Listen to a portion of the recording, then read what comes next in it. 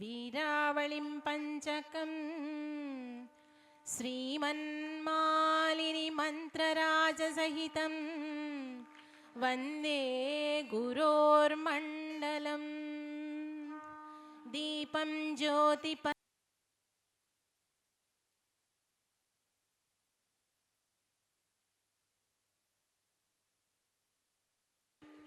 जय बोलो सद्गुरु साईनाथ महाराज की। जय बोलो सद्गुरु साईनाथ महाराज की। जय बोलो सद्गुरु साईनाथ महाराज की।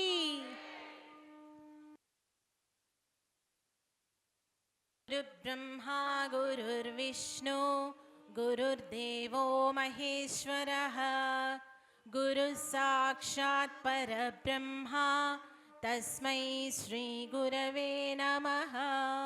त्वमेव माता पिता त्वमेव बन्धु सखा त्वमेव विद्या द्रविणं त्वमेव सर्वं मम देव देव।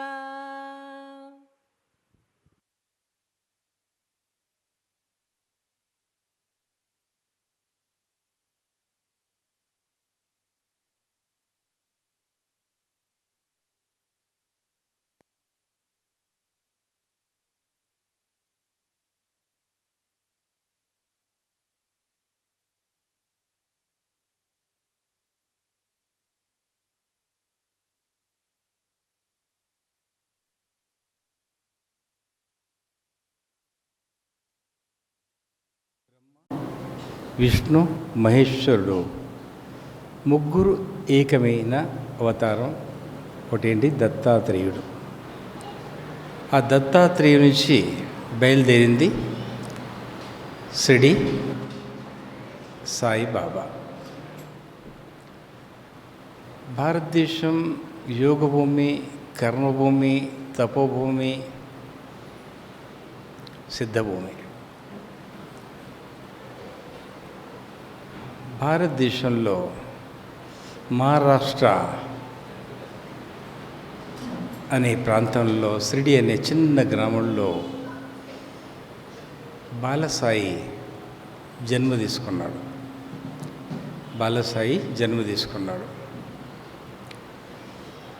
1854 జన్మ తీసుకున్నాడు. ఎలా? ఒక యాప చెట్టు ఉన్నది మొదటి నుంచి. యాప చెట్టు కింద కూర్చున్నాడు. అప్పుడు ఆయన పెద్దగా అయిపోయాడు. ఆయన వయసు 14 ఏళ్ళ వయసు. యాప చెట్టు కింద ఎండని లెక్క చేయకుండా, చలిని లెక్క చేయకుండా, వర్షాన్ని లెక్క చేయకుండా జపంలో లీనమైపోయాడు. ఎప్పుడు చూసినా ఒక మనిషితో మాట్లాడడం లేదు, ఒకరిని పలకరించడం లేదు, గ్రామంలో తిరిగేది లేదు. షిరిడి అనే గ్రామంలో తిరిగేది లేదు. కాబట్టి ఆయన విషయం ఎవరికీ అంతు దొరకలేదు.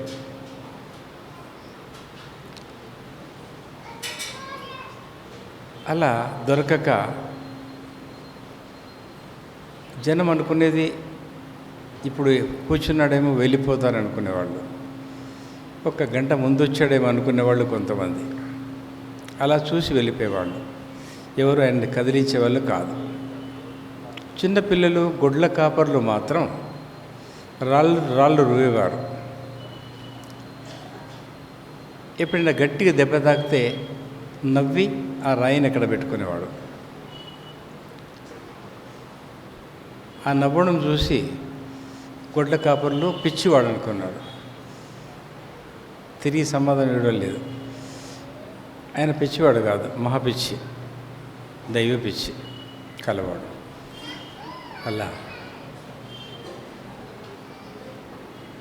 ఆయన తపస్సు చేసేవాడు. ఇలా పై ఎత్తు మీద అలా గడ్డ మీద కూర్చునేవాడు. యాప చెట్టు వెనక ఉండేది. ముందట ఇంత లోతు ఉండేది. ముందట మీరు ఇంత లోతు కూర్చున్నారో అంత లోతు ఉండేది, అంత ఎత్తు. 4 దిక్కెళ్ళి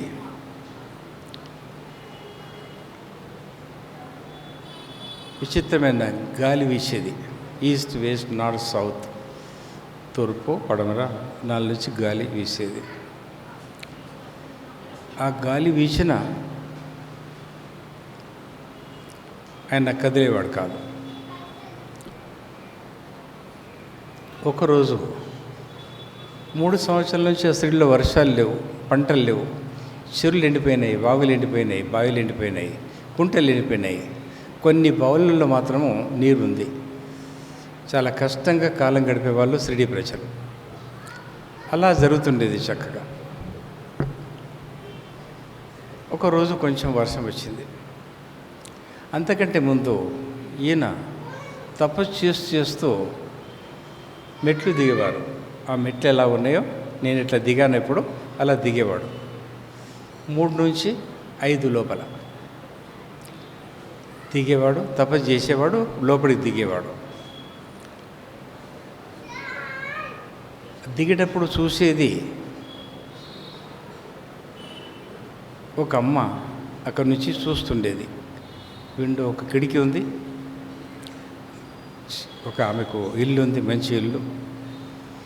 అక్కడి నుంచి చూసేది. చూసి ఆలోచించేది ఎక్కడ వెళ్తున్నాడు అని అనుకునేది. లోపల దిగుతున్నాడు. లోపల దిగడానికి ఏం లేదు, కానీ ఇలా నడిచి దిగొచ్చు ఒక మెట్టు. కానీ ఆయన లోపలికి దిగుతున్నాడు. తల కనబడుతుంది దిగేటప్పుడు ఇంకా లోపలికి. అప్పుడు అనుకుంది ఆమె, ఈయన ఒక మహాత్ముడై ఉంటాడు, మహాపురుషుడై ఉంటాడు, మన గ్రామానికి వచ్చాడు, ఏదో చమత్కారం జరిగినట్టుంది. వర్షాలు లేక నీళ్ళు లేక ఎన్నో జంతువులు బలైపోయాయి. ఉన్న కొన్ని జంతువులకు కూడా నీరు దొరుకుతుందో లేదో అనే ఆలోచన ఆమెకి ఎప్పుడు ఉండేది. ఆ అమ్మ వయసు 90, గంగా చోపడా. ఆమె గంగమ్మ చోపడా, గంగాబాయి చోప్రా అని పిలిచేవాళ్ళు. అలా చూస్తుండేది చాలా రోజులు. ఎవరికి చెప్పేది కాదు. దైవం రాత్రింపవలు ఎప్పుడు కూర్చొని లేవగా తిరిగ్గా చూడలేదు. చూసింది ఏంది? రాత్రి 3 నుంచి 5 లోపల దిగడం. అప్పటి వరకు మేలుకుండేది ఆమె. ఎప్పుడు దిగుతాడో ఎప్పుడైనా దర్శనం చేసుకోవాలి, ఆ రకంగా మేలుకుండి చూసేది. ఒక్క దినం కొంచెం ఉరుములు మెరుపులు వచ్చాయి, వర్షం కొంచెం వచ్చింది. 2వ దినం ఇంకా పెరిగింది. 3వ దినం తుఫాన్ వచ్చింది. తుఫాన్ వస్తే ఉన్న కొన్ని గుడిచెలు అటు ఇటు కదిలిపోయాయి, పెంకుటిళ్ళు అదిరిపోయాయి. ఒక గంటన్నర లోపల నీళ్లు పూర్తిగా 5 గజాలు 6 గజాలు చేరిపోయింది ఎత్తుగా. ఎక్కడైతే బాబా కూర్చున్నారో ఆ ముందు గుంత ఉంది, ఆ గుంతలో కూడా నీళ్లు పూర్తిగా జమైపోయాయి. కొన్ని కుక్కలు, కొన్ని మేకలు కూడా ఆ గంటన్నరలోనే తికమకై కొన్ని చనిపోయిన శవాలు కూడా ముంగడికి వచ్చాయి. గొర్రెలు, మేకలు, కుక్కలు అవి కూడా ముందుకు వచ్చాయి.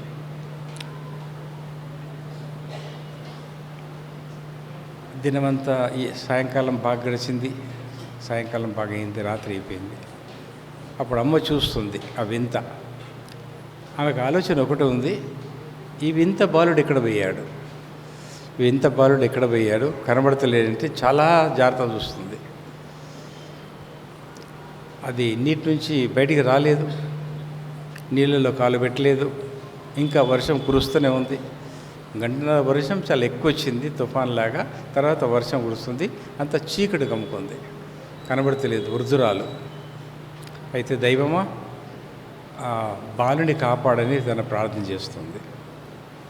ప్రార్థన చేసుకుంటా ఆమెకు చింత అయిపోయింది ఆయన గురించి, ప్రార్థన చేస్తుంది. తెల్లవారి ఊరి ప్రజలంతా అటు ఇటు వెళ్ళుకుంటూ నా గొర్రెబాయ, మేకబాయ, కుక్కలు ఏమైనా అయిపోయినాయా, చనిపోయినాయి అని నీళ్ళ గుంతలు ఎక్కడున్నాయో అక్కడ పోయి వెతుకుతున్నారు. ఆ వెతికినప్పుడు ఇక్కడ కూడా కొన్ని మేకలు, గొర్రెలు చనిపోయినాయి కనబడుతున్నాయి.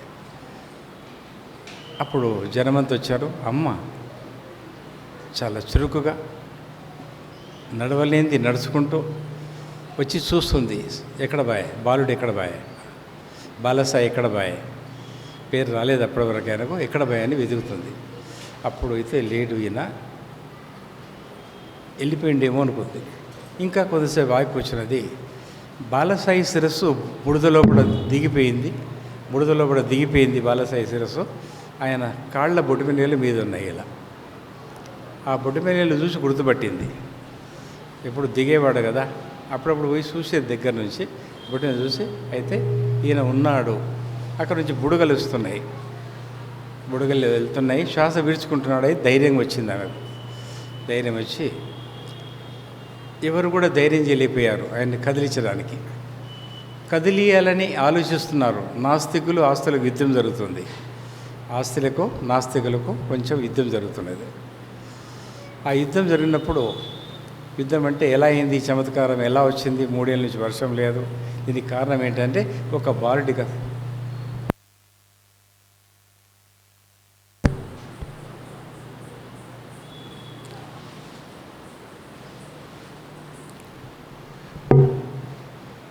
ఒక బాలుడి ఇక్కడ తపస్సు చేస్తున్నాడు, ఆయన మూలంగానే వర్షం వచ్చింది అని కొందరు అంటారు.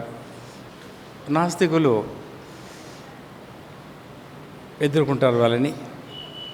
అప్పుడు ఇంకా కొంతసేపు అయినాక లోపల కాళ్ళు కనబడుతున్నాయి, అనేది తీయాలనే ఉద్దేశం మీద లోపలికి వెళ్ళాలనుకుంటేనే ఆ నీళ్ళు అక్కడ నిలిచిపోయాయి, తగ్గిపోయి వెంబడే బాబా తన శిరస్సుని నీటిలో మళ్ళీ కడుక్కొని, బాలసా వెంటికెళ్ళి ఏం దాకుండే ఎరబోసుకున్న వెంటికెళ్ళి కడుక్కొని బయటకు వచ్చి వాళ్ళ మధ్యలో అలా కూర్చున్నాడు, వింటున్నాడు. ఆయన అంత విచిత్రంగా చూస్తున్నారు. నాస్తికులంటే ఎగతాళి. ఇదే అబ్బాయి జపం చేశాడు, ఈయన మూలంగా వర్షం వచ్చింది, మనకు చాలా లాభదాయకంగా ఉన్నది అని ఆ అమ్మ చెప్తున్నది. ఈ అమ్మ వయసు మించిపోయింది, పిచ్చి పెట్టినట్టు మాట్లాడుతుందని నాస్తికులు వాదించారు. నాస్తికుల ఆస్తులకు యుద్ధం జరుగుతుంది అక్కడ. అప్పుడు అనుకున్నాడు, అమ్మని, ఆమె పలుకులని, ఆమె మాట్లాడే మాటని సత్యం చేయాలని. అయితే ఈయన దేవుడై ఉండవచ్చు, అవతార పురుషుడై ఉండవచ్చు. ఈయన వచ్చి కూర్చొని కఠోర ధ్యానం చేస్తున్నాడు కాబట్టే 3 సంవత్సరాల నుంచి వర్షం లేదు, మనకు వర్షం వచ్చింది అని ఆ అమ్మ చెప్తుంటారు. అప్పుడు ఆమెని రకరకాలుగా నాస్తికులు ఏళన చేశారు, ఆస్తికులు మాత్రం సంతోషపడ్డారు. అప్పుడు ఆమె మాట నిలబెట్టడానికి, అవును నేను తపస్సు చేస్తుంటే అన్నాడు, అవును ఇక్కడ తపస్సు చేస్తుంటే అన్నాడు. అవును అనే వరకు అప్పుడు అన్నాడు వాళ్ళకి, ఒక గడ్డపార తీసుకురండి, బలమైన వాళ్ళు రండి అంటాడు. అప్పుడు ఇక్కడ తవ్వండి అంటాడు. తవ్వండి అంటే అక్కడంతా వరి పొలాలు ఉండేది ముందు, అక్కడ ఏముంది, ఏం తవ్వాలని వాళ్ళు అనుకున్నారు. తీసుకొచ్చి తవ్వడం మొదలుపెట్టారు. మొదలుపెట్టాక ఒక రాయిని పెకిలిచ్చారు. ముందు పెద్ద రాయి ఉండే, ఆ రాయిని పెకిలిచ్చారు. ఆ రాయిలో నుంచి విచిత్రమైన వెలుగు. నాస్తికులు చూడలేక పడిపోయారు, ఆస్తికులు చూడగలిగారు. నాస్తికులు చూడక పడిపోయారు, ఆస్తికులు చక్కగా దర్శనం చేసుకుంటున్నారు.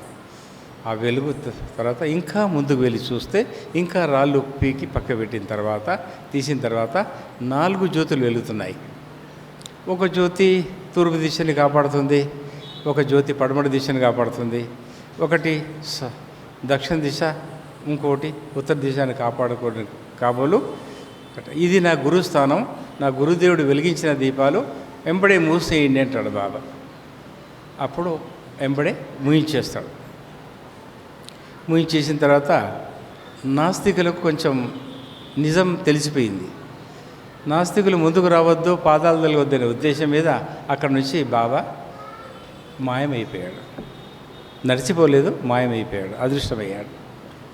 అలా నడుస్తూ అడవిలో, ఇక్కడ కోపరగాం, ఇటు మన్మాడ్ అడవిలతో నడుస్తూ ఔరంగాబాద్కి వెళ్ళాడు.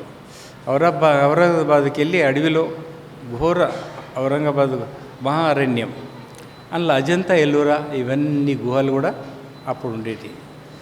అవన్నీ తిరుగుకుంటూ ఒక దగ్గర పోయి కూర్చున్నాడు, యాప చెట్టు దగ్గర. ఒక యాప చెట్టు దగ్గర పోయి కూర్చున్న తర్వాత, అది కూడా యాప చెట్టు దొరికింది అక్కడ. జనము తండోపతండాలుగా వెళ్తున్నారు, పోతున్నారు. ఎక్కడ వెళ్తున్నారని బాబా అనుకున్నాడు. అప్పుడు అనుకున్నాడు కళ్ళు మూసుకొని, నేను వచ్చిన పని ఏదో కావాలి కదా, నేను వచ్చిన పని కావాలి కదా, అది కాలేదు అని అనుకున్నాడు మనసులో. అనుకోగానే జనం ఒక దేవి పూజలు జరుగుతున్నాయి, అడవి వాళ్ళు అక్కడ వాళ్ళు ఊరి వాళ్ళందరూ కలిసి చేసుకుంటే అక్కడ తండోపతండలుగా జనం వెళ్తున్నారు. అక్కడ నుంచి ఆ మందిలో నుంచి ఒక అబ్బాయిని పిలుస్తాడు. ఆయన ఏమని పిలుస్తాడంటే, పుట్టు గుడ్డివాడు బాలచంద్ర అన్నప్ప కపాడే, బాలచంద్ర ఇది రావు అంటాడు. బాలచంద్ర ఇది రావు, ఇక్కడ రా నాయనా అంటాడు. అయితే పుట్టు గుడ్డివాడు ఏమంటాడంటే, నాయన అన్నవాడు నా నాయన్నే పుట్టలేదు, గుడ్డివాడు అంటాడు. మా అమ్మనే నన్ను గుడ్డివాడని పిలుస్తుంది. నాయన అనేవాడు ఎవడై ఉంటాడు, ఎలా పిలుస్తున్నాడు, పిలిచేది ఎవరు అనుకున్నాడు. ఆ మధురమైన కంఠంతో పిలుపు విని ఎక్కలేని ఆనందపడతాడు. బాలచంద్ర ముందుకు రా అంటాడు. ఇంకా ముందుకు రా నాయనా, నీ ఇంకా ముందుకు రా అంటాడు. అలా ముందుకు వస్తాడు. రాగానే భగవంతుడు దయామయుడు. గజ్జన్న పాపకర్మ భయంకరమైన పాపకర్మ. నువ్వు ఒక రాజువై, ఒక మహా తేజస్సువై, బలమైన వాడవై, కళ్ళు పొడగొట్టుకున్నట్టు గుడ్డి వాళ్ళగా ప్రవర్తించి, పాపకర్మ వల్ల నీ కళ్ళు మొత్తం లోపల చూడ్డానికి ఉన్నాయి లోపల, కానీ లోపల పాపనే లేదు, మాయమైపోయింది. ఆ పాపకర్మ వల్ల ఆ పాపం చేసావు, ఒకసారి పరమేశ్వరుని ప్రార్థించు అంటాడు. అయ్యా, నా జీవితం అంతా ప్రార్థిస్తే ఉన్నాను, చిన్నప్పటి నుంచి ఇప్పటిదాకా కన్ను కన్ను కన్ను కావాలని ఆశిస్తున్నాను. ఎలుగు ఎట్లుంటో తెలియదు, చెట్టు ఎట్లుంటో తెలియదు, తల్లిదండ్రులు ఎలా ఉంటారో నాకు తెలియదు, అలా ప్రవర్తిస్తున్నాను. అయినా మీరు చెప్తున్నారు కదా, ప్రార్థిస్తాను. దేవుడు దయామయుడు, నీ కళ్ళు తెచ్చిస్తాడు, నువ్వు బాగా అవుతావు అంటాడు. ఇక్కడ లేని సంతోషం వస్తుంది. అప్పుడు బాబా భూమి నుంచి తరిమి మట్టి తీసి ఇలా ఏళ్ళతోటి ఇలా అంటాడు. ఇలా 2-3 సార్లు అని అప్పుడు అంటాడు, బాబా నేను చూడగలను అంటాడు.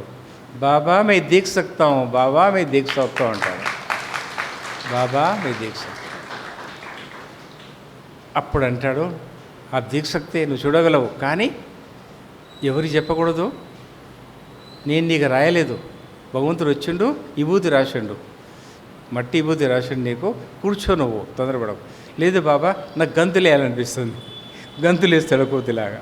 ఇక్కడక్కడ అయితే గంతులు వేసినా పర్లేదు, ఇంకెక్కడ చూడకు, నువ్వు గమన కూర్చో. అలా కూర్చుంటాడు. అమ్మ లేదు, కూర్చోమని కూర్చోబెట్ట.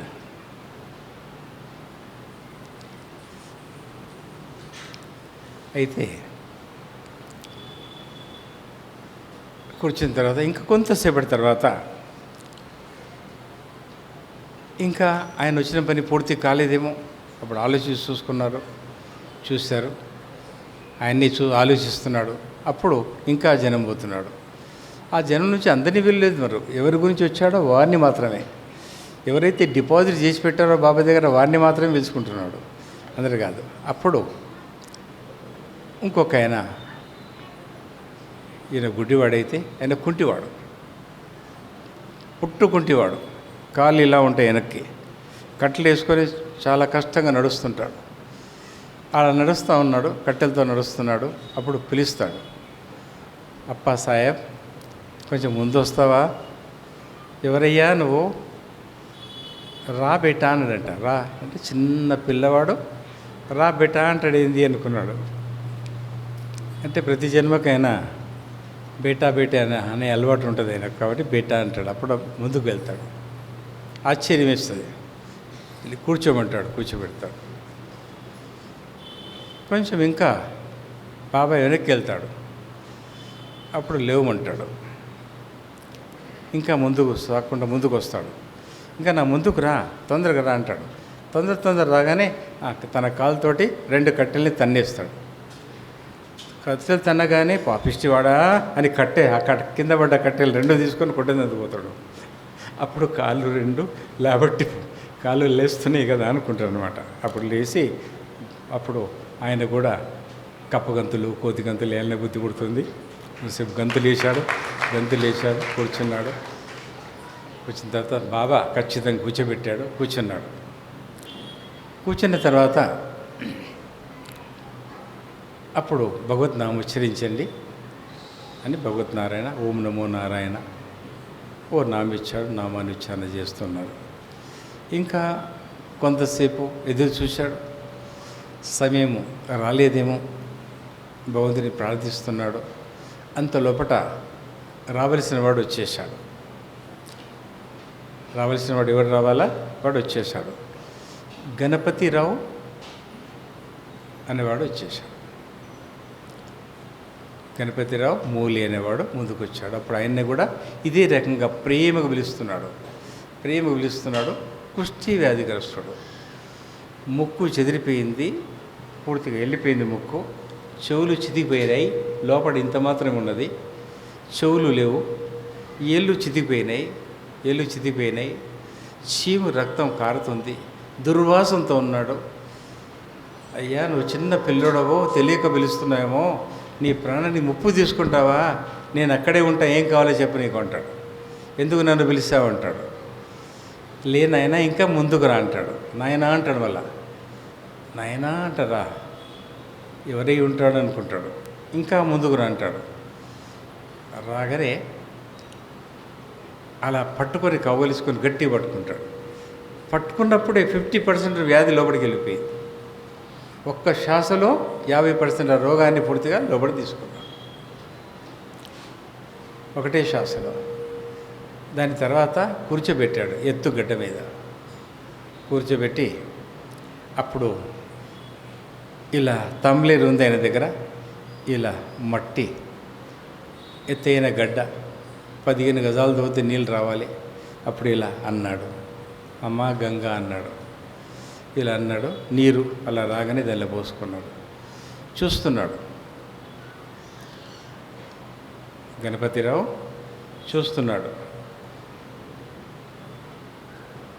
చూస్తున్నప్పుడు ఇదేం విచిత్రం అనుకున్నాడు. ఆశ్చర్యం వేస్తుంది. బాబా నిన్ను బాగు చేస్తాడు, భగవంతుడు నిన్ను బాగు చేస్తాడు, దయామయుడు కరుణామయుడు నిన్ను బాగు చేస్తాడు, నువ్వు కొంచెం ఆగు, దైవనామం ఉచ్చరించి అంటాడు. అలా తీసుకొని ఆ నీళ్లు కింద వేసి మట్టి పిసుకుతాడు. కుమ్మరంలాగా మట్టి బాగా పిసికి కాళ్ళతో చేతులతో బాగా పిసుకుతాడు. పిసికేసి మట్టిని జిగుటగా తయారు చేసి ముందు ముక్కు తయారు చేస్తాడు. ఐబ్రోస్ పూర్తిగా వెళ్ళిపోతాయి. దాన్ని కొంచెం గడ్డి ఏదో తీసుకొని దాన్ని కూడా తయారు చేస్తాడు. కింద ఉన్న గడ్డి పూసలు తీసుకొని కొంచెం ఐబ్రోస్ తయారు చేస్తాడు. కుష్టి వ్యాధిగ్రస్తుడు, చీము కంపు వాసన వస్తుంది. అయితే ఆయనకే అసహ్యం వేస్తుంది. అయితే ఇక ముందుకు వచ్చాడు. వచ్చి అప్పుడు అన్నాడు, నువ్వు భగవత్ నామం తీసుకో, నీ భార్యని, ఒకటి కాదు 2 భార్యల్ని తాగిన మత్తు లోపట తాగేది కూడా ఇంకొక గజ్జన్న పాపకర్మ. అది తాగేది నువ్వు దాన్ని తాగిచ్చేవాడవు, అది తాగేది దానికి నువ్వు తాగిచ్చేవాడవు, నువ్వు తాగేవాడవు కాదు. అది నిన్ను 2 భార్యని నువ్వు ఇంట్లో తాళవేసి కాల్చేసావు. ఆ కాలడం వల్ల వాళ్ళ శరీరం అంతా వాళ్ళు చనిపోవడానికి 10 దినాలు పట్టింది. ఇప్పుడు ఎంతో దినాలు వాళ్ళు బాధపడ్డారు, అవస్థపడ్డారు. ఆ అవస్థ నువ్వు అనుభవిస్తున్నావు ఇప్పుడు. అయితే ఆ కర్మ పోవాలని దైవాన్ని ప్రార్థించంటారు. ఆ కర్మ మెల్లగా తగ్గిపోద్దని చెప్తాడు. అంత లోపల ఆ మట్టి తీసి ఏళ్ళు తయారు చేస్తాడు. ఏళ్ళు లేవు. అక్కడున్న పుల్లలు, అక్కడున్న రాళ్ళు రప్పలు, తెల్లటి రాళ్ళు తీసి బొక్కల్లాగా తయారు చేస్తాడు. అక్కడ అండి పెట్టేసి ఆ మట్టిని చాలా జాగ్రత్తగా పట్టిస్తాడు. ఇలా బాగా పట్టించి మళ్ళీ దాన్ని ఇలా సద్గురు దేవుడు కదా, ఆయన ఏమైనా చేయొచ్చు. ఆయన స్పర్శ దాకితే చాలా అదే ఎత్తుకుంటుంది. రాళ్ళు రప్పలు అక్కర్లేదు అనుకుంటే అవుతుంది, కానీ కావాలని రాళ్ళు కూడా తెచ్చిపెడుతున్నాడు. అలా పెట్టేసి మరి కాళ్ళ ఏళ్ళు పోయాయి. కాళ్ళు బాగా పైన కూర్చోబెట్టి తన మీద కాళ్ళని ఒక్కొక్క కాళ్ళని పెట్టి తన మీద పెట్టి కాళ్ళని ఒక్కొక్క దాన్ని శుద్ధి చేసి, ఇరిగిపోయిన బొక్కలని శుద్ధి చేసి, దానికి పలుగురాళ్ళు తెల్లటి రాళ్ళు అంట పెట్టి మీద పట్టీలతోటి చిన్న కట్టె పుల్లలతో మీదికి పెట్టి దాని మీద బాగా తయారు చేశాడు, పడిపోకుండా. తయారు చేసినాక వస్తే అలా దైవాన్ని ప్రార్థిస్తున్నావా, నా తప్పు క్షమించమని అంటున్నావా, మళ్ళీ తప్పులు చేయని వేడుకుంటున్నామని ఇలా అడుగుతూ అని చేసిన తర్వాత ఇంకా కొంతసేపట్లో అప్పుడు చూస్తాడు బాబా, ఏ స్వామి నా గురించి నువ్వు వచ్చావా తండ్రి, నాకేళ్ళు ఇలా చూసుకుంటాడు, నా ముక్కు ఉంది, నా చెవులు ఉన్నాయని ఆయన కూడా అతి విచిత్రంగా సంతోషంతో గంతులు వేయడం మొదలుపెడతారు. అందరూ గంతులు వేయడం మొదలుపెట్టారు. ఇక్కడ లేని అనంతం వల్ల ముగ్గుట్లో వాళ్ళు ఓరుకోరు కలుసుకున్నారు ముగ్గురు, కుంటివాడు, అంధుడు, లెప్రసీ వ్యాధి. అప్పుడు బాబా మాట్లాడుతూ అలా దేవుడు వెళ్ళిపోయాడు చూశారా మీరు అంటాడు. ఆ దేవుడు ఎక్కడున్నో తెలియదు కానీ ఈ దేవుడే బాగా చేసిండు అంటాడు. ఏమిటంటే ఆ దేవుడు ఎక్కడ ఉన్నాడో తెలియదు కానీ ఈ దేవుడే బాగా చేశాడు.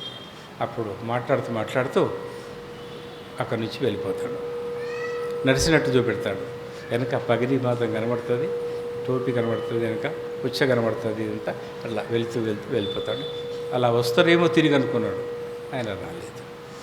కానీ జాగ్రత్త, పోయేటప్పుడు ఎవరికి చెప్పకూడదు, నా గురించి చెప్పకూడదు, దేవుడు వచ్చాడు, నా గురించి చెప్తే మీరు కుంటుడవుతావు, నువ్వు గుడ్డుడవుతావు, నీ వ్యాధి మళ్ళీ వస్తుంది అంటాడు. అన్నప్పుడు చెప్పుకుంటారా? చెప్పుకోకుండా జాగ్రత్తగా దాచుకొని ఎలా తక్కువైంది, ఎలా అయిందని గ్రామ ప్రజలంతా ఆశ్చర్యపోయారు. ఆయన గురించి వెతకడం మొదలుపెట్టారు, కానీ ఎక్కడ దొరకలేదు. అరణ్యమంతా తిరుగుతూ ఆయన ఇంకా ముందుకు సాగిపోయాడు. సాగా ధూప్గాం అనే ఒక గ్రామం వచ్చింది. ఆ గ్రామం దగ్గర బలమైన గ్రామం, శక్తివంతమైన గ్రామం. ఆ గ్రామం వచ్చింది. గ్రామం భయంకరమైన అరణ్యం. చింతోద్ బింతోద్ అనే 2 గ్రామాలు, మరి దాంట్లో ఒక పెద్ద నది, ఒక పెద్ద మామిడి చెట్టు అక్కడ కనబడ్డది. అక్కడ ఉండిపోయారు. తర్వాత దైవధ్యానం చేసుకుంటూ అక్కడ ఉండిపోయారు. అయితే పాపకర్మ అనేది మానవుడిని పీడిస్తుంది. పాపకర్మకు మానవుడు భోజనం పెడతాడు, తిట్టొద్దు తిడతాడు, కొట్టొద్దు కొడతాడు, గిల్లొద్దు గిల్తాడు, గిచ్చొద్దు గిస్తా అంటాడు, గిచ్చబుద్ధి అవుతుంది అంటాడు. అంటే లోపటుంది అనిపిస్తుంది శాపానికి, పాపం పెరగడానికి. ప్రతి మనిషి పాపకర్మ 14%, అది పిల్ లాంటిది. పాపకర్మకి భోజనం పెట్టడం అంటే చెడు చూడటం, చెడు వినడం, చెడు మాట్లాడటం. చేయవద్దు అని మాతృదేవో భవ అంటుంది, చేయవద్దు పితృదేవో భవ, ఈ తప్పు ఇది చేయవద్దు ఆచార్య దేవో భవ. దాని తర్వాత అతిథి దేవో భవ, వచ్చేవాళ్ళు పోయేవాళ్ళు, టీవీ, ఈనాడు పేపరు, క్రానికలు, రకరకాల వాళ్ళు, ఇంట్లో ఉన్న పనమ్మ, వచ్చేపోయేవాళ్ళు, తోలపోయేవాళ్ళు, ప్రతి వాళ్ళు మీకు అతిథి దేవోభవ. వాళ్ళు ఒక్కొక్కటి మీకు చెప్తారు. Don't do this, don't go there, don't sit there, don't do that. తప్పు చేయకండి, తప్పు మాట్లాడకండి, తప్పు ఆలోచించకండి, రకరకాలుగా చెప్తూ ఉంటారు. కానీ ఎవరి మాట వినడు. దుర్యోధనుడు వినడా? వినలే. దుర్యోధనుడు వినలేదు, ఎవరి మాట వినలేదు. ఈ ప్రకారంగా వినకపోవడం వల్ల మన పాపకర్మ పెద్దగై మనం ఒక స్థితికి వెళ్ళాం. ఈరోజు నేను చూడగలను, వినగలను, మాట్లాడగలను, 2 చేతులు బాగున్నాయి. ఈరోజు ఈ సమయానికి ఏ నిమిషాల్లో ఇవి ఎక్కడ మేమైతే తెలియదు. ఎందుకంటే డిపాజిట్ స్టార్ట్ అయితే ఇది పోతుంది, డిపాజిట్ స్టార్ట్ అయితే ఇది పోతుంది. ఇది పొంగనే ఇట్లా నడుస్తుంది, ఇది లేకపోగానే ఇట్లా నడుస్తుంది, ఇది పొంగనే కుంటుకుంటూ నడుస్తుంది. పూర్తిగా పడిపోయిందంటే బందులగడ నడుస్తుంది, పూర్తిగా పడిపోయిందంటే బందులగడ నడుస్తుంది. అయితే మానవుడు తన పాపకర్మకి మేత పెట్టడం వేస్తే మాత్రమే ఆ జీవితం ధన్యమవుతుంది, గెలుస్తాడు. మళ్ళా జన్మ లేనే లేదు. మళ్ళా జన్మ ఉంటే ఈ ప్రపంచం అనేది తల్లి ఒడి. ఈ ప్రపంచం అనేది తల్లి ఒడి లాంటిది. తల్లి ఒడిలో ఉన్నంత అందము, ప్రేమ, ఎన్ని ప్రేమలు, ఎన్ని తిండ్లు. ఈ పండు కాకుండా ఆ పండు, ఆ పండు కాకుండా ఈ పండు. ఈ పువ్వు కాకుండా ఇంకో పువ్వు, ఈ రంగు ఆ రంగు. ఇంట్లో ఒక రంగు ఉండగా ఇంకో రంగు అంటాడు పురుషుడు, స్త్రీ ఒక రంగు ఇంట్లో ఉండగా ఇంకో రంగు అంటుంది. ఆ పువ్వు ఇంకా బాగుంది కదా, పురుషుడు ఇంకా బాగుంది కదా, ఏం బాగుంది? ఒకటే, పురుషుడైనా స్త్రీ అయినా ఒకటే, ఏం లేదు. అందమా, ఐశ్వర్యమా, ధనమా, యవనమా, అశాస్త్రమైంది. ఇవన్నీ అశాస్త్రమైనవి. కాబట్టి దాని గురించి ఆ కోరికలు చంపుకుంటే మనిషిగా పుట్టితే లాభం ఉంది. ఆ కోరికలు సాగకపోతే వాడు ఎంత పుట్టినా, ఎంత చేసినా, ఎన్ని సంవత్సరాలు బతికినా వృధా. భూమికి భారం, సమాజానికి భారం, బస్తీకి భారం, తల్లిదండ్రికి భారం, అన్నదమ్ములకు భారం, స్నేహితులకు భారం. ఇక్కడ నా ఉద్యోగం చేస్తే ఉద్యోగంలో భారం, ఆ ఉద్యోగాన్ని సమస్త నాశనం పట్టిస్తాడు. తల్లిదండ్రి నాశనం, సమస్త నాశనం. ఎక్కడన్నా అవసరం పడి కొలుగు పెట్టుకుంటే వాణ్ణి నాశనం చేసేదాకా విడివడు వాడు. అదేంటంటే పాపకర్మ మీలో నిలిచింది, వీళ్ళని ఆడియబోతుంది, దాన్ని తిరిగి ఆడియండి. మాతృదేవోభవ, మంచి నాలెడ్జ్. పితృదేవోభవ, బ్యూటిఫుల్ నాలెడ్జ్. ఆచార్య దేవోభవ, హై నాలెడ్జ్. సద్గురు దేవోభవ, ఇంకా సాక్షాత్ దేవుని కల్పిస్తాడు. నీకు సద్గురు ఏం చేస్తాడు? దేవుని కల్పిస్తాడు, face to face with God. ముఖాముఖి ఇట్లా కల్పిస్తాడు, అది సద్గురు. ఆ సద్గురు కథ ఇంత విచిత్రంగా ఉందన్నమాట. ఆయన సద్గురు కాకపోతే చేయడు, అదే బ్రహ్మ అయితే చేయడు. మానవ శరీరంతో పాటు బ్రహ్మ విష్ణుని ముగ్గురిని కలుపుకున్నాడు కాబట్టి ఆయన సద్గురు అవతారం తీసుకున్నప్పుడు సులభంగా చేయగలిగినట్టు పరమేశ్వరుడు. అయితే దివ్యత్వ స్వరూపులారా, ఇది మనం సోమవారం కథ, సాయి కథ గుర్తుపెట్టుకోండి. ఈ కథలో ఇలా ఉంటుంది. తర్వాత సహస్ర చక్రానికి సోమవారం ఏంది? మేత ఏమి ఇవ్వాలి దానికి? సహస్ర చక్రం నడవాలంటే సైకిల్ మోటార్కి ఏమి ఇవ్వాలి? పెట్రోల్ వేయాలి కదా. వంట చేయాలంటే గ్యాస్ నింపాలి. పెన్ను నడిపేయాలంటే నీకు పోయాలి. పెన్ను నడిపేయాలని నీకు పోయాలి లోపల, అప్పుడే నడుస్తుంది, లేవు నడవదు. అయితే మన శరీరం నడవాలి. మన మెదడు నడవాలంటే మెదడు చాలా బలమైంది, శక్తివంతమైంది. మెదడుని నువ్వు కోసిన నీకు తెలియదు, మీద పుచ్చకే తెలుస్తుంది. కానీ మెదడుని కోసి కత్తి పెట్టి గీకినా, లోపలికి వెళ్ళి పీస్ తీసినా తెలియదు మీకు. అంత ముద్ద లాంటిది, అది బలమైంది. దాన్ని చార్జ్ చేయాలంటే ఓంకారం, సహస్ర చక్రాన్ని చార్జ్ చేయాలి, యాక్టివ్ చేయాలి. మరొక 7 రోజులు, మండే టు ఎంతవరకు? మండే టు సండే 7 రోజులే. జననం, సుఖం, లగ్నం, విడాకులు, భర్త సావు, భార్య సావు, కోర్టు కచేరీ, కోర్టు వ్యవహారాలు, తర్వాత ముసలితనం, ఇంటికి వెళ్ళి గెంతేయడం, పిల్లలంతా ఓం ఫర్ ఏజీ పంపడం, అవంతా జరుగుతాయి. జరినాక అయ్యో దేవుడా దేవుడా దేవుడా దేవుడా అంటారు. అప్పుడు ఏమంటారు? అయ్యా దేవుడా దేవుడా దేవుడా అంటారు. ఇప్పుడు దేవుడా దేవుడా రాలే. దేవుడా దేవుడా అంటే ఇంత అవుతుంది. ఒక్కొక్క రూపాయి బ్యాంకులు ఏగా 50,000 అవుతుంది. ఇప్పుడు ఏ దేవుడా అంటే ₹1. సచ్చేటప్పుడు దేవుడా దేవుడా అంటే ₹10 నోటే. మొదటి నుంచే డిపాజిట్ చేస్తూ పోతుంటే ఇంత పెద్దగా అవుతుంది, బాగుంటుంది. అప్పుడు ఏం చేయాలి మనం? ఓంకారం చక్కగా చేయాలి. తర్వాత మన కళ్ళు బాగా కనబడాలంటే కళ్ళు బలహీనమైతే కళ్ళు పూర్తి దెబ్బతింటాయి. అన్ని రకాలుగా జబ్బులు వస్తాయి. ఏది వల్ల? విటమిన్ ఏ తక్కువ ఉండడం వల్ల. విటమిన్ ఏ తక్కువ ఉంటే చర్మ వ్యాధులు వస్తాయి. విటమిన్ ఏ తక్కువ ఉంటే స్ప్లీన్ వ్యాధి వస్తుంది. విటమిన్ ఏ తక్కువ ఉంటే లివర్ వ్యాధులు వస్తాయి. అయితే విటమిన్ ఏ పుష్కలంగా కావాలంటే మనకు ఈ చక్కగా ఓంకారాన్ని ఛార్జ్ చేయాలి. ఓంకారాన్ని ఛార్జ్ చేసిన తర్వాత దానికి తగ్గట్టుగా భోజనం తీసుకోవాలి. ఏం తీసుకోవాలి?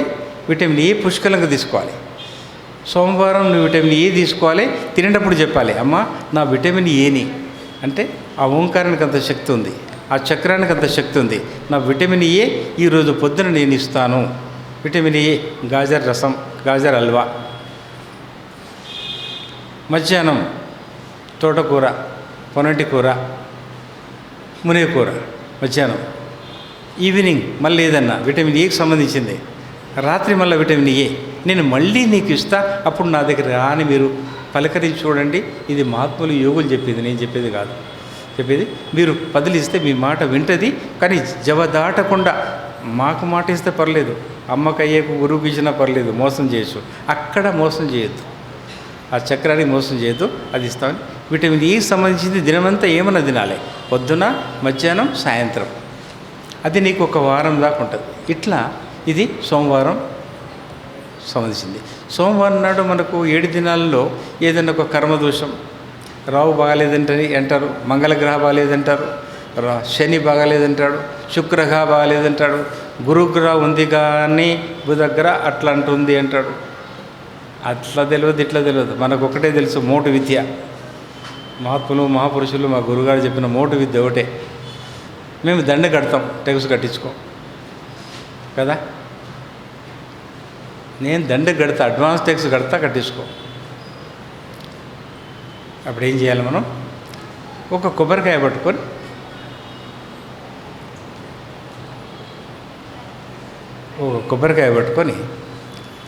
గుడి చుట్టూ కానీ 7 సార్లు, 7 దినాలది అడ్వాన్స్లా అన్నిటికి వస్తుంది. 7 దినాల్లో కూడా సరిపోవచ్చు, కానీ మనం సాటర్డేది కూడా అడ్వాన్స్ ఇస్తున్నాం. మనం కూడా జాగ్రత్త పడాలి కదా, మన ఖర్చు కూడా మిగిలించుకోవాలి. సాటర్డే ఫ్రైడే కూడా అడ్వాన్స్ ఇస్తున్నాం. అది పట్టుకొని తిరగాలి, ఇలా పట్టుకొని తిరగాలి. ఇలా పట్టుకొని తిరిగినప్పుడు ఈ కొబ్బరికాయ ఇలా ఉంటుంది, ఇలా ఉంటుంది. నెగిటివ్ ఎనర్జీని బాగా గుంజేస్తుంది. ఇలా పట్టుకోగా తిరగా ఈ కొబ్బరికాయ అదంతా లేదే పైకి లేవచ్చు, లేకుంటే పగిలిపోవచ్చు. ఇట్లా లేవచ్చు. నెగిటివ్ ఎనర్జీ అందరిది కాదు, కొంతమంది అవుతుంది. కాలేదు కదా అని అనుకోవద్దు, ఎనర్జీ అలా అవుతుంది. దాన్ని ఇలా తిరిగిన తర్వాత ఈ కొబ్బరికాయని తీసిపోయి ఇంట్లో పెట్టండి. ఇంట్లో పెట్టి దీని కింద నీళ్ళు చెవులో పెట్టండి, నీళ్లు తగిలేటట్టు చూడండి. 7 రోజుల వరకు మీకు అనుకున్న పని పూర్తి కావాలి. కాకపోతే మళ్ళీ ఒక కొబ్బరికాయ. ఇది కూడా వీలు కాకపోతే మీరు ఇంత ప్రసాదం ఎక్కడ కొట్టాలి? కొబ్బరికాయ చెట్టు దగ్గరన్నా, మీ ఇంటి దగ్గరన్నా. ప్రసాదం ఎక్కడ తీసుకెళ్ళి ఒక ప్రసాదం ప్యాకెట్ పట్టుకొని బ్యాగులను ఇక్కడ పెట్టుకొని చూపెట్టకుండా, లేకుంటే అలాగైనా 7 ప్రదక్షిణాలు చేయాలి. గుడి కానీ మందిరానికైతే 7 సులభంగా బాగుంది. అక్కడ కూడా 7 సాయిగీతాశ్రమంలో. మీ ఇంట్లో ఏదైనా చిన్న చెట్టు ఉంది, మందిరం ఉందంటే 7 సార్లు ప్రదక్షిణ. లేకుంటే అక్కడిదక్కడే తిరగాలి, చెట్టు ముంగట అక్కడిదక్కడే చెట్టు దగ్గర తిరిగినా కానీ సరిపోతుంది. అప్పుడు ఈ ప్రసాదాన్ని ఆ చెట్టు గొప్ప చెప్పాలి. అమ్మ నాకు తెలియదు, రాత్రి పగలు ఎండకు వానకు ఊరుసుకుంటావు, జపతపాలు చేస్తావు, లోక కళ్యాణం గురించి నీ సర్వస్వం పంచిపెడతావు. నీ పండ్లను నువ్వు తినవు, నీ ఆకులను నువ్వు తినవు, నీ పూలతో నువ్వు వాడుకోవు. లోక కళ్యాణానికి పశుపక్షులకు క్రిమికీటకాలకు నీడనిస్తావు, అన్ని ఇస్తావు. ఎప్పుడైనా నీ దగ్గరికే రావాలి. కారు పంక్చర్ అయినా, దూపకైనా, కాలుకు దెబ్బ తాకినా, కుంటివాడైనా, ఎండకైనా, వర్షానికైనా నీ దగ్గరికి రావాలి. అన్ని మంత్రాలు తంత్రాలు నీ దగ్గర ఉన్నాయి తల్లి. అయితే నాకు చెప్పే ఒక మంత్రం చెప్తాను నేను అనాలి. అమ్మమ్మ ఏమనుకోకు, నాకు ఈరోజు ఆఫీస్లో ఏమో కాబోతుంది, మా అత్తమ్మ ఏమో అనబోతుంది, మా భర్త ఏదో విడాకులు అంటున్నాడు, మా కొడుకు ఎక్కడో ఫారెన్ వెళ్ళిపోయి చదవాలంటుండు. అది నువ్వు అడ్జస్ట్ చేయమ్మా, నాకు సరిగా అనిపిస్తలేదు, ఏది బాబు నువ్వు చేయని చెప్పి ఆడ ప్రసాదాన్ని ఎక్కియాలి. అయితే ఎవడైతే నీకు ఇబ్బందులు పెట్టి మీ పిల్లల మీద వాళ్ళు ఇబ్బందులు పెట్టడానికి, వీళ్ళు నష్టం చేయడానికి ఏదైనా చిక్కు చెదరం రేపు జరిగేది ఉంటే, ఆ వారంలో జరిగేది ఉంటే ఈ ప్రసాదం ట్యాక్స్ కట్టి వాడిని అక్కడి నుంచి పంపిస్తుంది. ఈ ట్యాక్స్ తీసుకొని ఇక్కడ వెళ్ళిపో, ఇక్కడ పోకట్టు. అది ఆ వృక్షానికి ఉంటుంది. వృక్షము నీ ఎవడు వాడున్నాడో వాడిని మాత్రమే పిలుస్తుంది. బై మిస్టేక్ ఎప్పుడన్నా మిస్ కావచ్చేమో.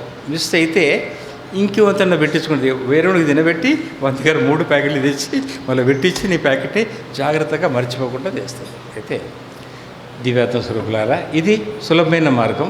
ఇది దోషం పోవడానికి. ఇది విటమిన్ గురించి చెప్పాను మీకు నేను. తర్వాత మీరు 7 దినాలు బాబా కథని చదువుతూ 7 కథలు చదువుతూ ఒక్కొక్క కొబ్బరికాయ కొట్టి కూడా మీరు పూజ చేయవచ్చు మీ ఇష్టం ఉన్నప్పుడు. లేకుంటే ఒక దినం కూడా చేసుకోండి, అది మీ మీ వెనకలో ఉన్నప్పుడు. మళ్ళీ రేపు మంగళవారం కథ గురించి మరి రేపు విందాం. మరి భగవత్ అనుగ్రహం మీకు సదా ఉండాలి, వారి అనుగ్రహంతో పాటు అన్ని రకాలు ఉండాలి. ఇది ఒకటే ప్రసాదం కాదు, కుక్కలు, క్రిములు, కీటకాలు, పశుపక్షులు ఏదైనా ఒకటి పట్టుకోండి మీరు. మీకు అది థాట్ వస్తుంది ఇది పెట్టాలని. ఆ పెట్టాలనే థాట్ వచ్చింది లోపడిది కూర్చునేది. తిట్టురా తిట్టు, కొట్టురా కొట్టు అనేది అది అడుగుతుంది. అడిగి మర్చిపోద్ది. అది ఎంబడి కొండపోయి చెల్లించాలి. ఆ చెట్టు గుర్తుపెట్టుకొని నీకు సరైన మార్గాన్ని చూపిస్తాం.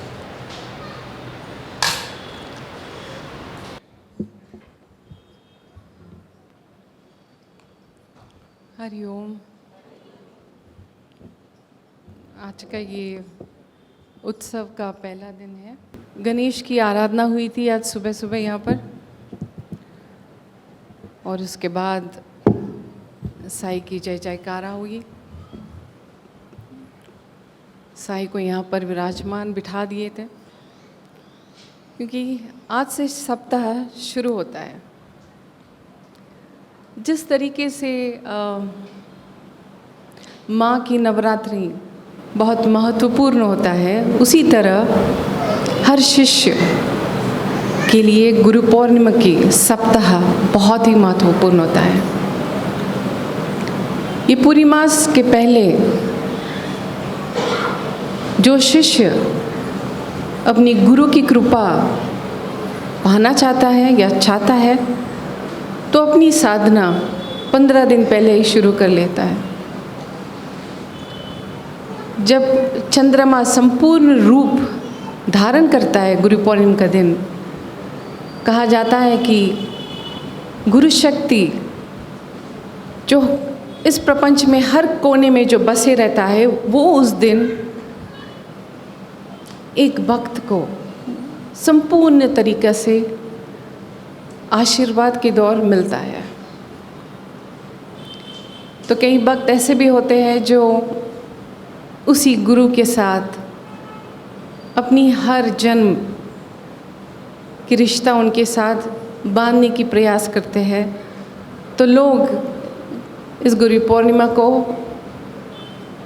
एक टूल की तरह, एक माध्यम की तरह इस्तेमाल करते हैं, ताकि वो अपनी कर्म को काटे और अपनी गुरु के नज़दीक पहुंचाए, और हर जन्म में किसी न किसी तरीके से जब तक वो जन्म लेते रहते हैं उनके साथ रहने की प्रयास करते हैं। तो इस गुरु पौर्णिमा की इस सप्ताह में सद्गुरु तो सिर्फ एक ही साईं है, और सद्गुरु तो सिर्फ एक ही कुमार है। तो ये साईं को जितना हो सके, क्योंकि हम इतने जैसे हम बोलते हैं ना, बहुत ही अपने प्रधानमंत्री मोदी जी से भी हम ज़्यादा बिजी लाइफ लीड करते हैं।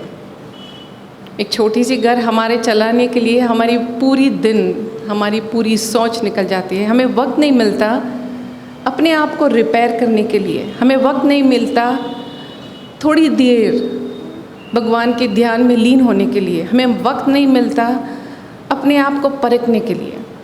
तो ये सप्ताह को आप इस तरह से इस्तेमाल कीजिए ताकि वो आपको शुद्ध भी करे, आपको राह दिखाए, और आपको अपनी गुरु के नज़दीक ले चले। तो जैसे बाबा जी ने अभी तेलुगु में साईं की थोड़ी लीलाएं वर्ण किए हैं, उसी तरह थोड़ी साईं की लीलाएं आपको मैं हिंदी में क्या बोलते हैं बताऊंगी। तो एक छोटी सी बहुत ही हंसमुख लीला है। जब आप कहीं भी जाते हो, कभी भी ये भेजा भर के नहीं जाना चाहिए। अगर इसमें जगह नहीं होती है, जो वाणी बाहर से निकलती है, अंदर जाने की स्थल नहीं होता, राह भी नहीं मिलता है। तो कभी भी आपको लगता है कि हाँ, ये कथा हमने सुना है, ये कथा हमने सुना है, तो आप बिना जाने आप अपने दरवाज़ा जो आपको खोलना चाहिए आप बंद कर देते हैं। तो हर वक्त या भागवत हो या भगवत गीता हो, कोई भी स्क्रिप्चर हो, जब आप सुनते हो ऐसे सुनना चाहिए जैसे हम पहली बार सुन रहे हैं।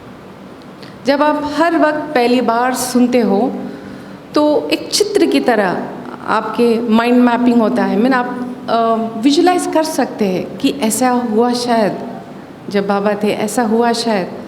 तो एक ब्यूटीफुल सीन की तरह आपके अंदर छा जाती है वो, और बहुत आसानी से इस भक्ति मार्ग की द्वार खुलता है। You start connecting. तो एक था हंसराज वानी। बचपन से उसे अस्थमा की बीमारी थी, तो बहुत तकलीफ़ें उसने उठाई। उस दिनों में जड़ी बूटियाँ के द्वारा इस बीमारियों को थोड़ी हद तक ठीक करते थे, लेकिन लोग बहुत मरते थे अस्थमा के साथ, क्योंकि उसके बाद उनको ब्रोंकाइटिस हो जाता था और फिर ट्यूबरकुलोसिस। और जैसे उन्हें टीबी लग जाती थी तो घर के आंगन के बाहर एक दूसरी छत या एक छोटी सी जगह बना के उसे, अगर परिवार के बहुत मुख्य इंसान भी हो, उसे बाहर रखते थे। तो उसी तरह था ये हंसराज वानी। उसे अस्थमा के दौरे लगते थे, सीजनल होता था। और उसने सुना कि बाबा जो कोई उनके पास चले जाते हैं उसे ठीक करते हैं। तो एक उम्मीद और आशा के साथ अपनी सारी पोटली, एक बड़ी सी पोटली बनाई, यही सोचकर कि जब तक मैं ठीक नहीं होता हूँ मैं शिरडी से वापस अपना घर नहीं जाऊँगा। तो हंसराज वानी पहुँच जाते शिरडी और बाबा के पैरों के ऊपर गिर के बहुत रोते हैं, साईं कैसे भी मुझे इस अस्थमा के व्याधि से विमुक्त कीजिए। मेरी सारी ज़िंदगी खांसते खांसते बहुत तकलीफ़ें उठाई, रातों रातों मैंने सोया भी नहीं। अगर आप चाहते हो आप एक चुटकी में आप मुझे ठीक कर सकते हो। तो बाबा बोलते ये एक चुटकी में होने वाली चीज़ नहीं है, क्योंकि ये तो तुम्हारी कर्म है, तुम्हारी पाप है, जो पीड़ा है तुम्हारे अंदर बैठकर तुम्हें ये तकलीफ़ दे रहा है। तो बाबा बोलता है, ये फिर रोते रहता है बहुत, बाबा मुझे माफ़ कीजिए, किसी न किसी तरीके से मुझे विमुक्त कीजिए। थोड़ी देर सुनते हैं बाबा, फिर पिघल जाते हैं और बोलते ठीक है। दीक्षितवाड़ा में उसे एक जगह दिया जाता है, कहते हैं कि तुम दीक्षितवाड़े में रहना और एक चीज़ की परहेज़ करना। तो हंसराज वानी पूछते हैं वो क्या है बाबा? तो ये बोलते हैं कि कोई भी खट्टी चीज़ें आपको नहीं खाना है। जैसे ये सुनते हैं बाबा के मुख से, ये अंदर ना उसके दिल के अंदर चले धड़कनें थोड़े तेज़ होती जाती है।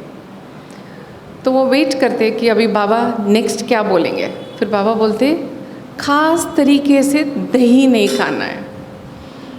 हंसराज वानी को दही इतना, जैसे हम बोलते हैं ना, बहुत ही मन लगा के अगर वो खाना खाते हैं तो बिना दही के वो खाना नहीं खाते। हर दिन उसे दही चाहिए ही चाहिए। तो जैसे ये सुनते बाबा के मुख से कि वो दही नहीं खाना, तो इतने निराश होते हैं कि मन के अंदर वो सोच लेते चलो वापस हम चले जाते हैं। अस्थमा पूरी ज़िंदगी में उठा के फेरूँगा, लेकिन ये दही कैसे छोड़ूंगा मैं, उस तरीके सोच आती है। तो बाबा उसको गौर करके देख के बोलते हंसराज दही छोड़ना है।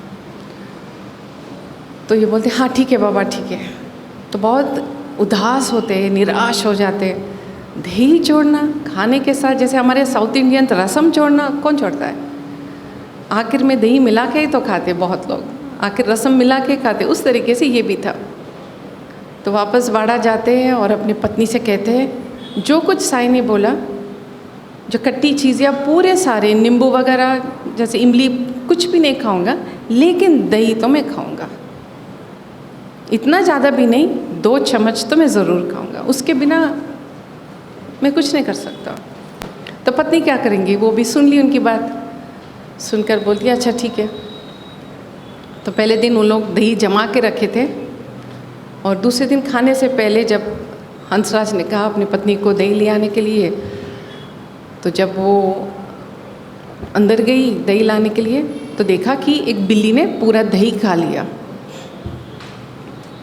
तो ये डर डर के बाहर आती है और बोलती है बिल्ली ने खा लिया। तो ये बहुत गुस्सा करते हैं, ये तुम्हारी लापरवाह है, तुम ठीक तरीके से रखना था, यहाँ पे बिल्लियाँ आते हैं, ये तो एक गांव है, ये वो बहुत सुना देता बेचारे को। तो ये सोचता है कि ठीक है दूसरे दिन हम खा लेते हैं। तो दूसरे दिन ऐसे ही होता है। फिर अभी ये हंसराज सोचता है ये इस तरीके से मुझे बिना दही का मुझे खाना नहीं खाना है। तो अभी वो एक बहुत ही वो सोचता है कि बहुत ही होशियारी करके उसने एक प्लान बनाए। तो अपनी घर के ऊपर की जो राफ्टर्स होती है, राफ्टर्स माने उन दिनों में छतों के नीचे लकड़ियों की बीम्स होते थे। तो ये क्या करता है, एक बड़ी निच्चन माने एक लैडर लेता है, चढ़कर ऊपर धागों की तरह एक ट्रायंगल धागा बनाता है और वो दही की जो मटका होती है ऊपर लगा के टंगा के रखता है, जैसे अभी ऊपर लाइट है उस तरीके से। बहुत खुश होता है उस रात को। अभी तो बिल्ली नहीं आएंगी, उतने ऊपर थोड़ी बिल्ली चढ़ेंगी, मेरा दही रहेगा और कल मैं दही खाऊंगा। ये सोच लेके हंसमुख कि जो हम बोलते हैं ना नशा में रह के वो सो जाते हैं, उतना प्रीति होती है उसको दही। ये सो जाता है रात में। फिर दूसरे सुबह देखता है हाँ मटका ठीक है, सब ठीक है, हिला नहीं, कुछ नहीं, दही के छिटके नहीं नीचे, तो इसका मतलब ये है कि बिल्ली नहीं आया। तो ये खुश हो जाता है। फिर मंदिर चले जाते हैं, मंदिर चले जाके द्वारका की माई की तरफ चले जाते हैं। आरती होने के बाद ये जल्दी जल्दी आ जाते हैं और अपनी पत्नी से बोलते हैं 2 दिन हो गए मैंने दही नहीं खाया, आज के दिन बहुत अच्छी तरीके से मैं दही और चावल खा लेता हूँ। ये आ जाता है घर। आने के बाद जैसे भी अंदर प्रवेश करते देखते हैं कि एक बिल्ली ऊपर से कूदकर खिड़की से बाहर चली गई।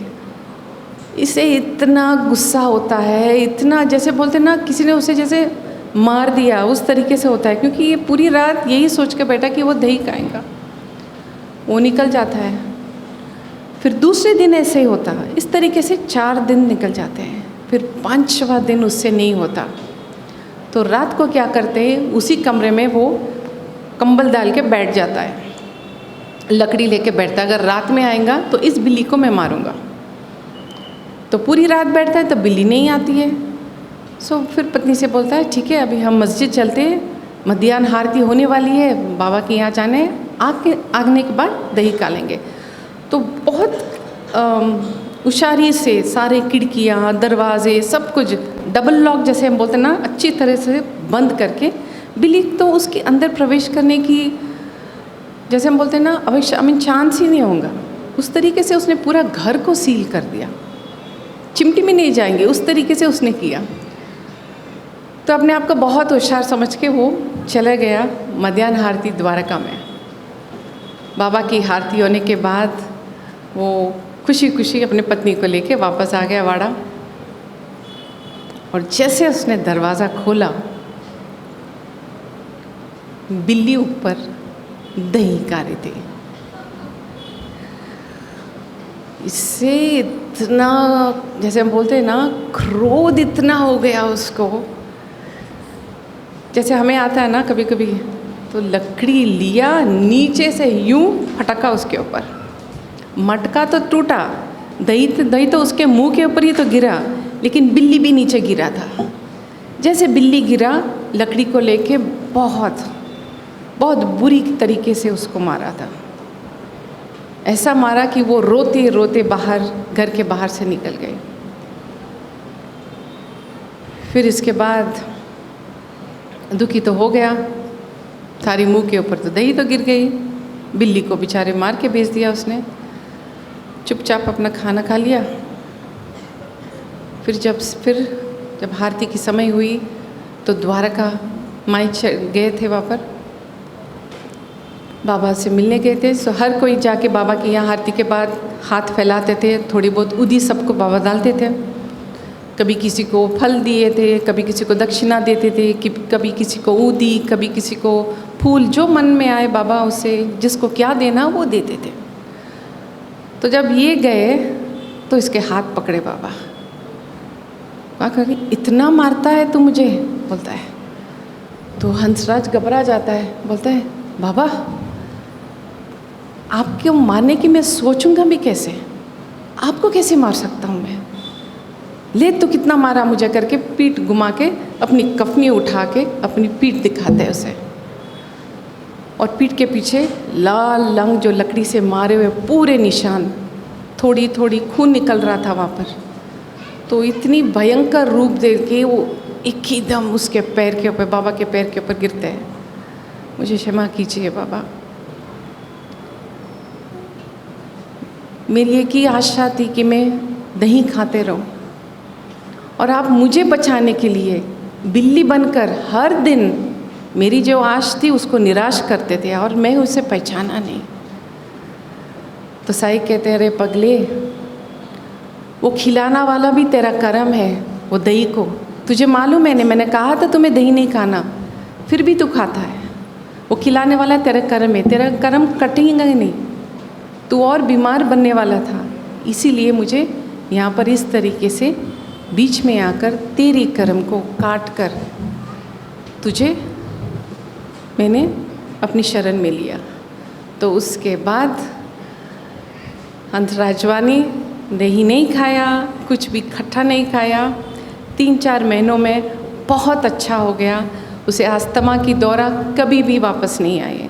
उसके बाद वो ठीक होने के बाद ही तब बाबा ने बोला, अभी तुम यहाँ से शिरडी से अपने गांव चले जा सकते हो, और मेरा वचन है कि तुम्हें कभी भी ये अस्थमा की बीमारी कभी नहीं आएगी। हाँ, अगर तू खाएंगा तो आएगा। तो इस तरीके से हंसराजवानी को साईं ने अस्थमा की ये उन दिनों में बहुत ही भयंकर बीमारी थी, उनसे उसे विमुक्त किया। तो जय बोलो साईनाथ महाराज की। ये और एक कहानी सुनाती हूँ। इनके नाम विष्णुपंत पिताले थे। बाबा के जीवन में इतने सारे भक्त उनसे मिले गए, इतने सारे लीलाएं हैं उनके। हर कोई आज उसे एक नई अंदाज दे रहे हैं, एक नई इंटरप्रिटेशन दे रहे हैं। बट अगर हम जो पुराने कथाएं जो सच्चरित्रा में हैं, अगर हम उससे ही सुने बहुत काफ़ी होता है। जितने जितने नए वाले सुनते उतना हमारी माइंड थोड़ा कंफ्यूज्ड हो जाता है। तो ये कथा है जो विष्णु पिताले की। ये रहते थे विले पार्ले में, मुंबई में। तो 1917 में इसने बहुत सुना था बाबा जी के बारे में, साईं के बारे में। तो मन में ठान लिया कि मुझे शिरडी जाके किसी न किसी तरीके से बाबा से मिल के मेरे जो कष्ट है उनके सामने प्रस्तुत करके उसकी आशीर्वाद लेके मैं वापस आता हूँ। तो जाने से पहले उस समय भी जैसे अभी है, आम की सीज़न थी। तो ये गए मार्केट में और चुने, बहुत अच्छे आम चुने। फिर सोचने लगे मैं शिरडी पहुँचने तक ये आम थोड़ा और ज़्यादा बिखर जाएंगे, तो थोड़े कच्चे आम लेके जाती हूँ। शिरडी जाने के बाद ये ठीक रहेगा और पक जाएंगे तब तक। ये सोच लेके पिताले ने थोड़े कच्चे आम लेके शिरडी को रवाना हुए। तो उन दिनों में जब साईं द्वारकामाई में बैठते थे, जो कोई यात्री आता है तो पहले उसे धूले दर्शन करने के लिए बोलते थे। धूले दर्शन का मतलब ये है कि बाहर से ही साईं को नमस्कार करो, फिर उसके बाद जो वाड़ा में आपको निवास करना है वहाँ जाके स्नान वगैरह करके फिर बाबा से मिलने के लिए उन्हें अनुमति दिया जाता था। ये एक तरीका था शिरडी के ग्राम में। धूले दर्शन का मतलब उन दिनों में बहुत महत्वपूर्ण होता है कि ये यात्री, ये जो भक्त है, सारी रास्ता की धूल उठा के लेता है। आने के बाद साईं के दर्शन के बाद ये धूल जो उनके शरीर के ऊपर होता है वो धुल जाता है। तो हर एक को कहते हैं कि धूले दर्शन कर लो पहले, फिर जाओ वाड़ा को, नहा लो, कुछ खा लो, फिर उसके बाद साईं को मिलो। तो ये क्या करते हैं, धूले दर्शन करने के लिए वहाँ पर पहुँच जाते हैं। जैसे पहुँच जाते हैं, अक्सर साईं जब धूले दर्शन करने के लिए आते हैं उसे रोकते नहीं, बहुत कम लोग को रोकते थे। लेकिन पिताले को रोके थे। पिताले को रोक के बोला कि कब आए हो? तो पिताले बोलते हैं अभी अभी बाबा। तो उसके बाद थोड़ी क्षणों में सारी मस्जिद में ये आम की खुशबू फैलने लगी। तो सब हर एक कोई अपने अपने को देख रही है, यहाँ पर आम है क्या, आम है क्या? कुछ भी नहीं वहाँ पर। सिर्फ जहाँ पिताले चल रहे उनके आजू बाजू पूरी आम की खुशबू आ रही थी। सब बाबा बोलते हैं ठीक है तुम जाओ, नहा धोकर फिर वापस आ जाओ। पिताले चले जाते हैं वाड़े में और अपनी जो टोकरी ले आते आम की, वो वहाँ रख कर नहा कर शुद्ध कपड़े पहनकर वो द्वारका माई पहुँच जाते हैं। जैसे वो पहुँच जाते हैं फिर से वो आम की खुशबू द्वारका माई में फैल जाता है। तो हर कोई अपने अपने आप से बात करता है, जैसे तात्या श्यामा तुम लेके आए क्या आम, तुम लेके आए, किसने लेके आए, कहाँ पर है आम, कहाँ पर है आम, इस तरीके सब बात करें। लेकिन कहीं भी ढूंढो वहाँ पर आम नहीं है। सो जैसे पिताले जी, विष्णुपद पिताले जी बाबा के यहाँ चरण के यहाँ पहुँच जाता है। पहुँचने के बाद बाबा से मिलते तो बाबा ने बोलते मेरी आम कहाँ है? तो पिताले साहब बोलते हैं कि बाबा वो पके नहीं, मैं 3 दिन यहाँ रहने वाला हूँ, उन दिनों में वो पक जाएगा, जब वो पक जाएगा मैं लेके आऊँगा। बोलते तो आम लाए हो और पकने की सोच रहे हो, कब कब पक चुके हैं वो, लेके आओ बोलते हैं। तो पिताले बहुत डर डर के बाबा बोल रहे तो ले आना, तो सब बाजू वाले सब इशारा देते हैं लेके आओ जाओ। तो ये भागते वाड़ा भाग के वो टोकरी, बड़ा सा टोकरी उठा के लाते हैं और बाबा बहुत खुश होकर वो टोकरी खींच के अपने सामने, उसके ऊपर जो पत्रोली की जो कवर होती है, पत्रोली और धागे से बांधी हुई थी, वो पूरा खोलते हैं। खोल के अपने हाथ वो एक आम को निकाल के ऐसे दिखाते हैं। सारे के सारे आम जो कच्चे थे एक दिन पहले सारे पके हुए थे। तो आम लेते हैं बाबा और एक एक छिलका निकाल के सबको देते हैं। अभी भी हमारे बाबा जी भी वैसे करते हैं, गुठली बनाते हैं और पता नहीं कैसे वो कुछ करते हैं ऐसा, तो पूरा रस आपके अंदर जाता है, गुठली का गुठली उसके अंदर रह जाती है। किस तरीके से उसको मैनूवर करते मुझे नहीं मालूम। तो उसी तरीके से शायद बाबा ने सबको बना के ऐसे गुठली के अंदर पूरी रस तो अंदर जाती है। सबको वहाँ पर जो बैठे थे सबको उस तरीके से आम को बाबा ने सबको दे दिया था। इसके बाद 3 दिन तक पिताले बहुत खुश थे वहाँ पर। थोड़ी थोड़ी हर दिन थोड़ा थोड़ा खर्चा होता था उसका, तो हर दिन अपनी जेब में देख लेता था, हाँ अभी तो 15 रुपये तो है बस। तो बाबा को तो पहले ही दक्षिणा दे दिया मैंने, ये 15 रुपये तो है, घर जाने तक ये पैसे मुझे काफ़ी रहेंगे, क्योंकि उसे यहाँ से टोंगा लेनी है, टोंगा से फिर वहाँ से ट्रेन की टिकट लेनी है मुंबई जाने के लिए, और रास्ते में खाने के लिए कुछ भी चाहिए। ठीक है, तो ये सब सोचकर हर दिन ऐसा कर लेता, हाँ 15 रुपये है, 15 रुपये है जेब में बस। तो जिस दिन पिताले को निकलना था शिरडी से, बाबा से मिलने आए, तो बाबा की ये तो आदत थी, हाथ डाल दिया सामने, दे दे भिक्षा बोलता है। तो जिस तरीके से उनके आँख इसे घूर रहे थे पिताले को, जैसे बोलते ना मेस्पराइज हो जाते हैं, तो उसे देख के जो कुछ था उसके जेब के अंदर से सारे 15 रुपये बाबा के हाथ में दे दिए। बहुत खुश थे, वो 15 रुपये दे दिए, क्योंकि अभी तो अब जैसे हमारी स्टेट ऑफ कॉन्शियस अलग था उसका।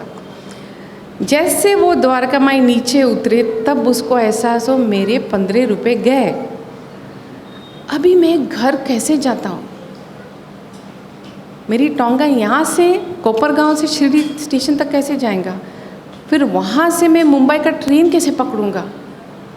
वो अभी सोचने लगते कि मैं क्या करूँ। और वो जो 15 रुपये थे उसकी पूरी महीने की तनख्वाह है, उसकी तनख्वाह सिर्फ 15 रुपये थे, लेकिन उन दिनों में 15 रुपये बहुत कुछ होता था।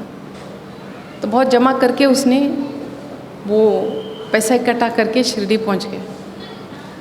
तो यही सोच पे कोई बात नहीं, अभी साई की इच्छा सोच के दुखी था, लेकिन बेचारा तो वो अपने पोटली लिया, बस्ता ले लिया और शिरडी से चलना शुरू करे। एक आधा किलोमीटर चलते गए तब एक टोंगा आके उसके बाजू में रुका था। तो टोंगा वाला बोला पिताले साहब, तो ये सोचने लगा वाह मुझे ये भी पहचानता है। तो बोलते हैं हाँ मैं पिताले हूँ।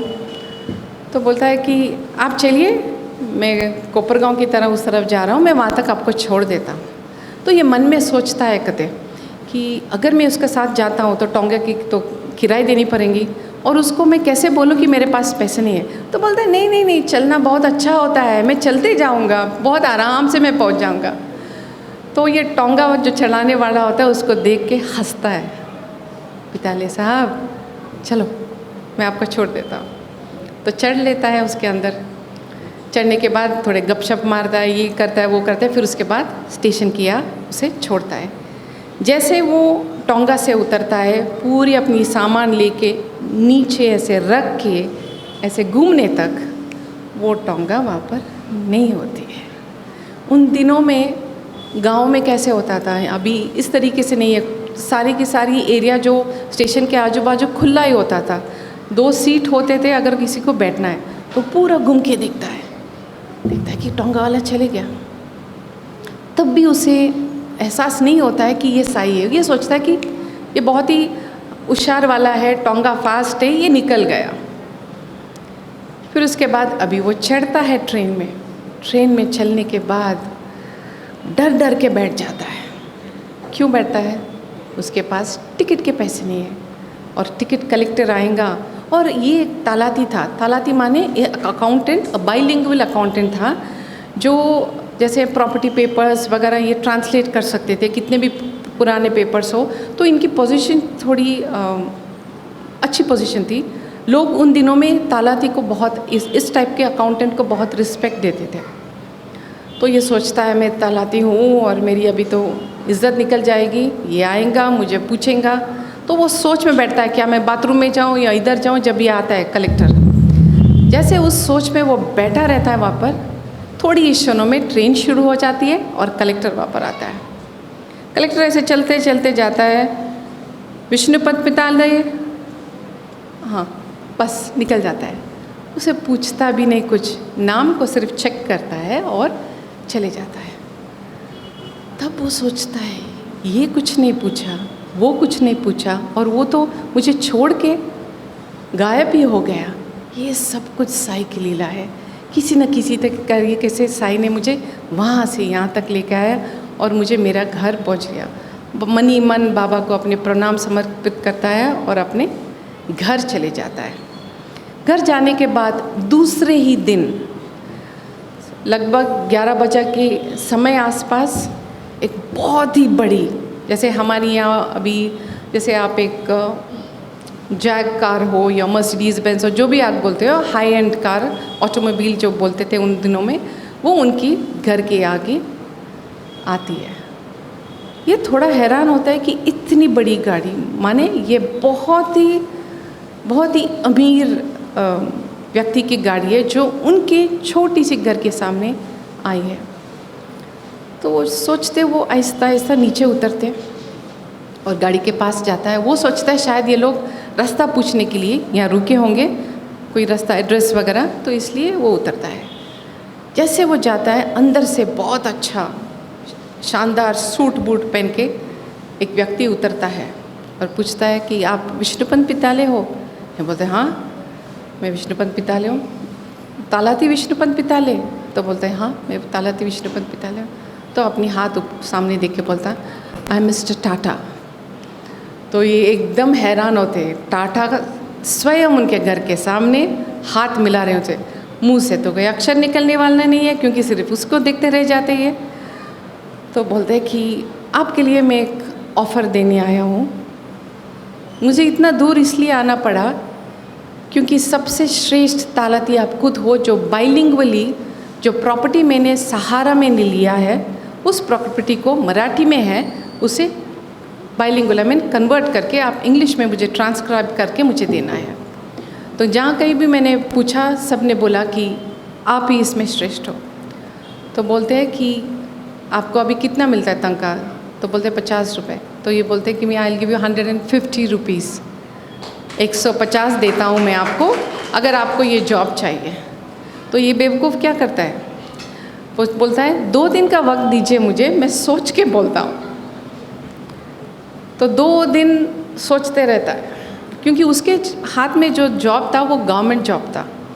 तो गवर्नमेंट जॉब्स में पर्क्स तो होते ना, ये फंड वो वगैरह सब कुछ, तो 15 रुपये या ये लेना चाहिए सोचता है। फिर आखिर में सोचता है यही तो 15 रुपये बाबा ने मेरे से लिया, ये 15 रुपये मुझे बाबा 150 रुपये में बदला कर मुझे वापस दे रहा है। तब उसको वो बुद्धि को ये समझ में आती है और फिर दूसरे दिन वो नौकरी टाटा की यहाँ वो नौकरी ले लेते हैं। तो जय बोलो सद्गुरु साईनाथ महाराज की।